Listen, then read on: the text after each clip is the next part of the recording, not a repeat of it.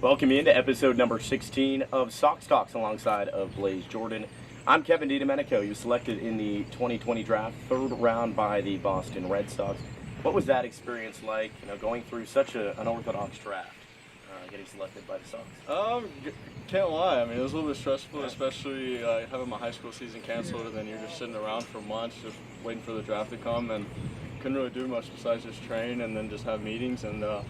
And then when draft day came, I was with my family and friends, and it was a lot of fun, and it was a lot of emotion going into it, and then glad the Sox picked me, though. Yeah. Well, there's no question that you bring power to the Sox organization. You won a couple of home run derbies in your day, one back in 2011, all the way back then, if you remember that, and back in 2019. So there's no question you bring the power, but what would you say is another part of your game that you can contribute?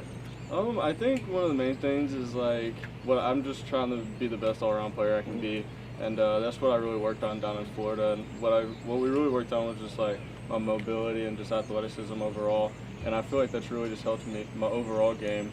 And then but another thing is just my hit tool, I would say, and then just bat the ball skills, and which I'm still continuing to work on, having to make adjustments here because each level gets harder and harder facing older guys, and then each level facing better guys. So then that's just making adjustments. And but being down in Florida for that period of time, it really helped me and helped me develop a lot, and helped me transform my body and become a better player. So.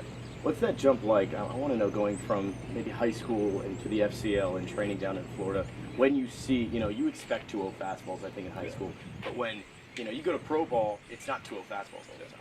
Yeah, I mean, it's a lot different for sure, because, everybody throws hard, and then in high school, most of the time they would sometimes just pitch around me too, so these guys definitely challenge me inside, and I do all that. So it's definitely an adjustment. It took some time to get used to, but the hitting coach down there, Josh Prince, really helped me out a lot, and we did a lot of work, and he really helped me with my approach, and then kind of just took off from there. And luckily I've been doing pretty good, I think, and then so hopefully I can keep it going. What's your pitch? You like middle in, middle away? What is your go-to? Mainly anything that's up in the zone, and then just kind of middle up, and then middle in, up and up too. So just anything right there. So. We won't tell anyone your weaknesses. Yeah.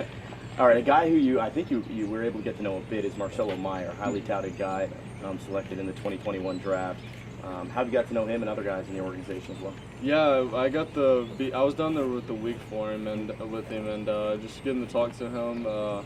He's a great guy, and then can't wait to keep playing with him and to see how he develops. And he's a stud for sure.